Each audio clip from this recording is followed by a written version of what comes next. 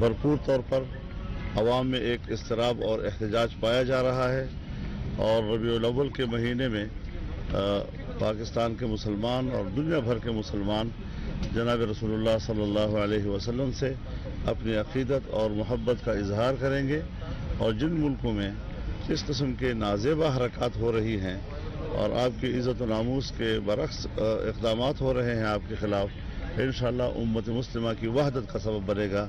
हर मुसलमान आज एक प्लेटफार्म पर है और हर शख्स ये सोच रहा है कि मगरिब और मगरिब की सोच वो इंतहा पसंदाना है और वो मुसलमानों के साथ नफ़रत का इजहार कर रहे हैं। यही वो चीज़ है जिसको कभी लोग सलीबी जंग से ताबीर करते हैं और इस किस्म का इक़दाम जब एक फ़र्द करता है तो हम एक फ़र्द को ज़िम्मेदार करार देते हैं और हुकूमतों से मुतालबा करते हैं कि इसके ख़िलाफ़ कार्रवाई की जाए। लेकिन जब हुकूमत की सतह पर ऐसा इक़दाम होता है तो वो पूरी उम्मत के ख़िलाफ़ एक ऐलान जंग होता है। तो उम्मत मुस्लिमा से हमारी अपील यही है कि जितने भी मुआहदात कारोबारी हवाले से फ्रांस के साथ हैं वो सब मुनक़ते कर दिए जाएँ और उनको बता दिया जाए कि हम आपसे माशी तौर पर मुकम्मल बाइकाट कर रहे हैं और ये एक एहतजाज रिकॉर्ड कराना होता है। इससे उनको ज़रा एहसास दिलाना होता है कि ये इक़दामात कम से कम एक मुसलमान जनाब रसूलुल्लाह सल्लल्लाहु अलैहि वसल्लम के हक़ में कबूल करने और बर्दाश्त करने के लिए तैयार नहीं है। जी फरमाया। मौलाना साहब ये फरमाइएगा कि कोरोना की लहर दोबारा से सर उठा रही है, अगर NCOC ने फैसला किया कि जलसे जुलूसों पर पाबंदी लगाई जाए, क्या आप उसके ऊपर अमल दरामद करेंगे अगर NCOC ने फैसला किया? आप मेरे ख्याल में कोविड-19 की बात कर रहे हैं। अच्छा मौलाना ये फरमा दीजिएगा कि हुकूमत ये कहती है कि 15 जनवरी तक जो कौमी दौलत लूटने वाले हैं वो जेल में होंगे, जबकि PDM की तरफ से दिसंबर का अल्टीमेटम दिया गया कि दिसंबर तक हुकूमत का खात्मा हो जाएगा। क्या आप समझते हैं कि दिसंबर तक PDM अपना हदफ हासिल कर लेगी? देखिए जो हालात बन रहे हैं उसमें तो अवाम बेजार हो चुके हैं और ख़ुद हुकूमत को भी इस बात का पूरा इदराक है कि अवाम न हमें अपना नुमाइंदा हुकूमत समझती है और न ही अवाम हमें हुकूमत करने का अहल समझती है, क्योंकि कारकर्दगी के लिहाज से भी पूरी दुनिया इस बात पर मुत्तफ़िक़ है कि पाकिस्तान की हुकूमत कारकर्दगी के लिहाज से बहुत पीछे चली गई है।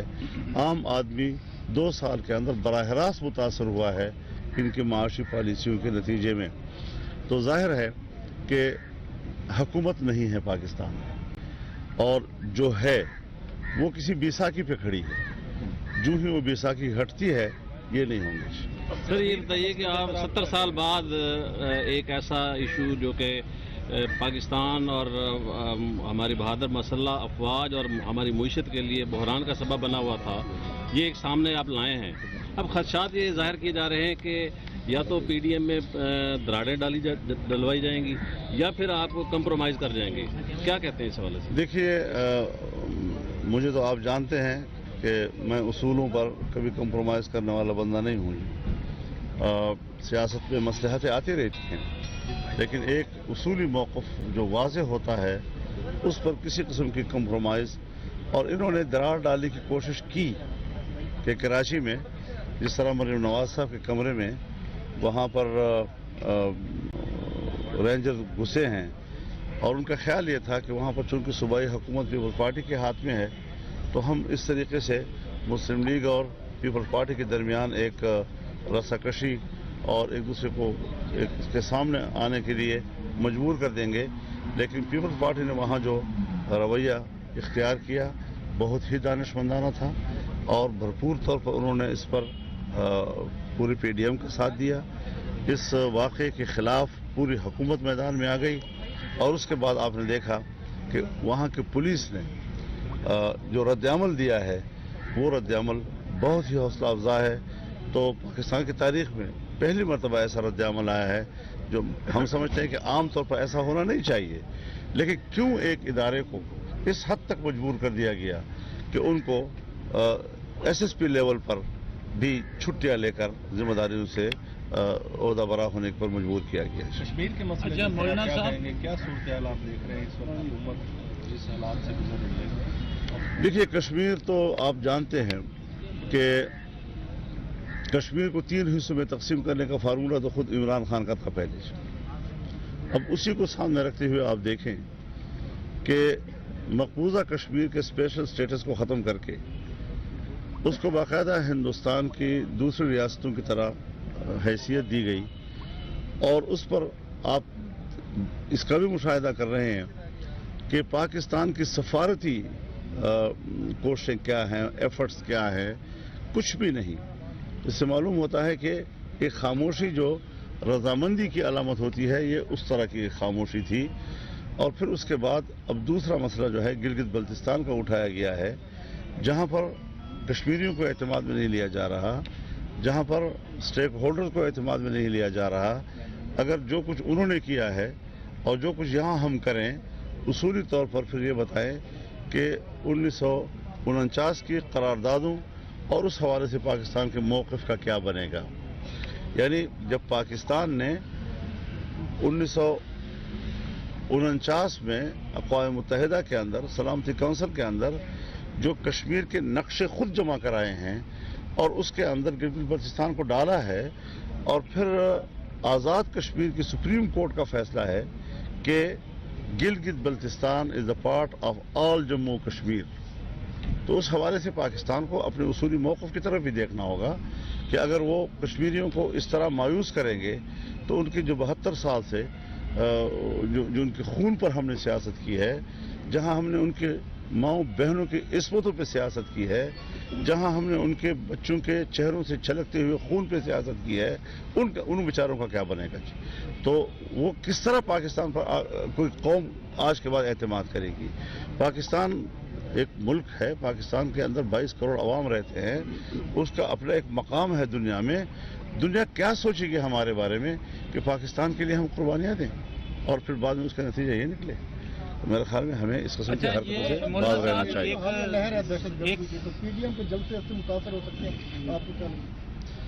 हम जलसे करते रहेंगे और तहफ़्फ़ुज़ देना ये रियासत की जिम्मेदारी है। अगर रियासत हाथ उठा ले और कहे कि हम अब अपने शहरियों को तहफ़्फ़ुज़ नहीं दे सकते, इंशाअल्लाह हमारा रज़ाकार खुद अपने इज्तिमात को सिक्योरिटी मुहैया करेगा। हुकूमत का मीडिया पर दब बढ़ता जा रहा है, मीडिया वर्कर्स बेरोजगार हो रहे हैं, 24 न्यूज़ की नशरियात को बंद हुए आज 2 माह मुकम्मल हो गए हैं, तो क्या कहेंगे हुकूमत जो है कार्रवाई करी, इंतकामी कार्रवाई इस हवाले से क्या कहेंगे? ये डिक्टेटरशिप की अलामत है। जिस वक्त मीडिया के गले को दबाया जाता है, सियासत के गले को दबाया जाता है, तो ये डिक्टेटरशिप की अलामत होती है। तो जो शिकायत आप कर रहे हैं, यही शिकायत हमें है, और हम इस महाज पर मीडिया के शाना बशाना खड़े हैं। उनके एहतजाज में हम उनके साथ शरीक हैं, और ये अलामत है इस बात की कि पाकिस्तान में जमहूरी हुकूमत नहीं है। नवाज शरीफ मौलाना साहब से पहले आ जाएंगे, कोई के साथ ऐड कर लें। मुझे कोई ऐसा शेड्यूल का मेरे इल्म में नहीं हो सकता, सर आपका PDM, लेकिन ऐसा माजी में ये होता रहा, तहरीकें चलती रहीं, बिलाखिर उनका एंड होता था मुज़ाकरात पर। तो अभी तो स्टार्ट में जो गारंटर माजी में बनते थे वो तो हो गए हैं फारिग या वो मुतनाज़ा हो गए हैं, तो अब आप किसकी गारंटी लेंगे इन मुज़ाकरात की कामयाबी के लिए? हम न मुज़ाकरात करते हैं, न इनके साथ मुज़ाकरात के हम हक में हैं। अल्टीमेट आखिर सोल्यूशन इसका क्या होगा? सोल्यूशन यही है कि इलेक्शन कमीशन इस इंतखाब को मनसूख करे और नए इंतखाब का ऐलान करे। दूसरा एक के बारे में सर आपकी क्या? सी पैक का आप मौजूदा हुकूमत के होते हुए सी पैक का क्या फ्यूचर देख रहे हैं? सी पैक एक तो फ्यूचर क्या है, उसके फ्यूचर को तो तबाह कर दिया गया है, जिससे खित्ते में हमारे सबसे बड़े दोस्त, गहरे दोस्त, मीठे दोस्त चाइना के एतमाद को धचका लगा है। और इसके अलावा तो बाकी तो हम ऑलरेडी फारिग हैं, अपने खित्ते में तनहा हैं। और अब आज एक कानून साजी हो रही है कि जिसमें सी पैक के जो चेयरमैन हैं या उनका जो अमला है, उसको नेब और एहतसाबी इदारों के से मुस्तस्ना करार दिया जा रहा है। यानी मतलब ये है कि एक तो सी पैक को डबो दिया गया, डबोने के बाद अब उसमें करप्शन के रास्ते भी आज़ाद कर दिए जाएंगे, क्योंकि उनको एहतसाब के तमाम इदारों से मुस्तस्ना करार दिया जा रहा है। इसे कहते हैं कि सरकारी तौर पर कानूनी करप्शन, कानून के ज़रिए से آپ کرپشن کے خود راستے کھول رہے ہیں اور لوگوں کو چھٹی دے رہے ہیں کہ سی پیک جیسے منصوبے کے لیے کوئی احتساب نہیں ہوگا، نئے احتسابی ادارہ جو ہے اس کو ہاتھ ڈال سکے۔ شبلی فراز صاحب نے آج سینٹ میں اسی بات کے اوپر فرمایا ہے کہ جو سی پیک کے منصوبے تھے اس میں نواز شریف، شہباز شریف یا پچھلی حکومتیں اپنی بڑی بڑی تصویریں لا کے خود فیتے کاٹتے تھے، اب بطور ایک انسٹیٹیوشن ایک ادارہ بنے گا، وہی اس کو مانیٹر کرے گا۔ یہ کوئی دلیل نہیں ہے، یہ کوئی بات نہیں ہے۔ ان ہاؤس جو اس منصوبے، جو حکومت اس منصوبے کو لاتی ہے، ایفرٹس کرتی ہے، توانائیاں صرف کرتی ہے، جو حکمران بذات خود دن رات جاگ کر پاکستان کو اتنے بڑے منصوبے دینے کے لیے متحرک رہتے ہیں، آپ ان کے ساتھ صرف ایک کتبہ لگانے کے اوپر جنگ لڑتے ہیں۔ یہ معیار ہے تمہاری لڑائی کا، یہ پالیسیوں کا معیار ہو گیا ہے کہ کتبہ پھر کون لگائے گا اور کون نہیں لگائے گا۔ یعنی ایک حکمران ہے جس نے ایفرٹس کی ہے، محنت کی ہے اس نے، اور پاکستان کو انہوں نے ایک بہت بڑے ترقی یافتہ ملک کی طرف لے جانے کے لیے بڑا اقدام کیا ہے۔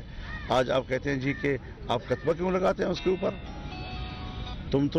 تمہارا تو کتبہ ہے ہی نہیں، تو پھر لگاؤ گے کیا؟ تو جن کے پاس کتبے ہیں اس کو آپ کہتے ہیں کہ آپ کتبے کیوں لگا رہے ہیں جی؟ امریکہ میں تو صدارتی الیکشن کی بات ہو رہی ہے، اس حوالے سے آپ اپنا نقطہ نظر رکھتے ہیں؟ دیکھیے، امریکہ میں الیکشن ہوں، تبدیلیاں آئیں وہاں پر، لیکن بین الاقوامی پالیسیاں تبدیل نہیں ہوتی ان کی۔ اچھا مولانا صاحب، امت مسلمہ کے خلاف، ہمارے خطے کے خلاف جو ان کی پالیسیاں ہیں وہ بدستور جاری رہیں گی، اور اس میں ہمیں ہر سطح پر یہ سوچنا چاہیے کہ ہم ان کے ساتھ تعلقات خراب کرنے کے قائل نہیں ہیں، لیکن ان کے دباؤ میں آ کر پالیسیاں بنانے کی بھی ہوں۔ مولانا آپ نے ابھی فرانس کے حوالے سے فرمایا کہ وہ صدر بھی آ گیا ہے وہ ساخی میں، تو یہ فرما دیجیے گا کہ آپ چونکہ دینی رہنما بھی ہیں اور مسلم ممالک میں آپ کا کافی اثر رسوخ ہے، تو فرانس سے بائیکاٹ کے سلسلے میں آپ کچھ اقدامات کر رہے ہیں، دورے کر رہے ہیں مڈل ایسٹ کے؟ نہیں، میرا خیال میں مڈل ایسٹ ہم سے بہت آگے ہے اس حوالے سے، اور تمام عرب ممالک میں بہت بھرپور طور پر مارکیٹیں جو ہیں ان کے پروڈکٹ سے خالی ہو رہی ہیں، فرانس کے پروڈکٹ سے، تو وہ آلریڈی ہم سے بہت آگے ہیں۔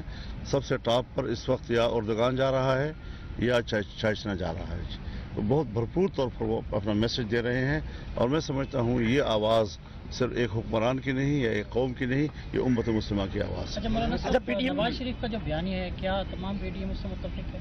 بیانیہ کیا ہے اس کا؟ جو آج کل وہ باتیں کر رہے ہیں، جرنیلوں کے خلاف باتیں کر رہے ہیں، تو یہ جب عمران خان کیا کرتا تھا تو اس وقت کیوں نوٹس نہیں لیتے؟ یہ کوئی بات ہے یار؟ ہمیں گلہ ہے اپنے لوگوں سے، ہمیں گلہ ہے، ہمیں شکایت ہے، اب شکایت میں ہم نام نہ لیں، بس اتنا ہی تو پھر ٹھیک ہے، ہم نام نہیں لیں گے، شکایت دور سر آپ کی، لیکن السلام علیکم ورحمۃ اللہ نہیں کہیں گے، السلام علیکم لکھ کے دابا کہیں گے، اور کیا کہیں گے؟ اچھا سر، پی ڈی ایم اپنے جلسے جلوسوں میں دور کیسے ہوگی جی، جن سے شکایتیں دور کیسے ہوگی، کس طرح مطمئن؟ میں تو یہ کہتا ہوں کہ ہمیں اداروں کا احترام ہے، ادارے ملک کے لیے ناگزیر ہوتے ہیں، فوج اس کا جوان جو قربانیاں دے رہا ہے، جو سرحدات پہ کھڑا ہے، ہمارے لیے قابل قدر ہے۔ سیاست میں مداخلت سے مشکلات پیدا ہوتی ہیں، مولانا یہ فرما دیجیے گا، اس سے وہ دستبردار ہو جائیں گے۔ خیر، مولانا یہ فرما دیجیے گا، پہلے اپوزیشن کے خلاف نیب نیازی گٹھ جوڑ تھا، اور اب تو کرونا حکومت گٹھ جوڑ بھی شامل ہو گیا، اس کا مقابلہ کیسے کریں گے؟ ان تمام مشکلات میں انشاءاللہ آپ دیکھیں گے ہم مقابلہ کریں گے۔ سر پی ڈی ایم جلسے جلوسوں میں اپنی طاقت کا مظاہرہ کر رہی ہے، کیا ان ہاؤس تبدیلی کی طرف بھی توجہ دے رہی ہے؟ میں ان ہاؤس تبدیلی کا قائل نہیں ہوں، کیونکہ اسمبلی کا جو اکثریت ہے وہ جعلی ہے، اور جعلی کے اندر پھر جعلی، اور پھر اس کے بعد پھر جعلی، یہ کوئی فلسفہ نہیں ہے۔ پشاور میں دھماکہ ہوا تو کالا کی ملاقات ہوئی مولانا حمید علم صاحب سے، تو کوئی وفاق المدارس کوئی لہ عمل دے رہی ہے اس حوالے سے؟ دیکھیے، بہت افسوسناک واقعہ ہوا ہے، اور یہ بالکل اسی طرح کا بڑا واقعہ ہے جس طرح کے وہاں آرمی پبلک اسکول میں ہوا تھا کسی زمانے میں 6 سال پہلے، لیکن ریاستی سطح پر دینی مدرسے کے بچوں کا اس طرح قتل عام، اس پر حکومت توجہ نہیں دے رہی ہے، کیونکہ وہ قرآن پڑھنے والے ہیں، وہ حافظ ہیں، وہ دین کا سبق پڑھنے والے ہیں، اور جس درس میں وہ بیٹھے ہوئے تھے اس میں حدیث پڑھائی جا رہی تھی۔ تو جب آپ کے ملک میں دین کو، دینی ادارے کو، دینی مدرسے کو، دینی مدرسے میں پڑھنے والے کو، پڑھانے والے کو اتنی ہی ہے کہ اخبارات میں اور میڈیا کے اوپر کچھ تصویریں آ گئیں اور اس سے زیادہ کوئی اہمیت نہیں، آج بھی وہ کہہ رہے ہیں कि इस वक्त तक भी सरकार की तरफ से वहाँ सिक्योरिटी का कोई इंतजाम मौजूद नहीं है। मुलायम साहब, पीटीवी और पार्लियामेंट हमला केस में इमरान खान साहब को बरी कर दिया गया, उनका नाम शामिल नहीं है, क्या कहेंगे आगे फैसला? तो जब उनकी हुकूमत होगी तो ऐसे ही फैसले आएंगे और क्या आएंगे। थैंक यू मेहरबानी। Thank you sir. शुक्रिया जी।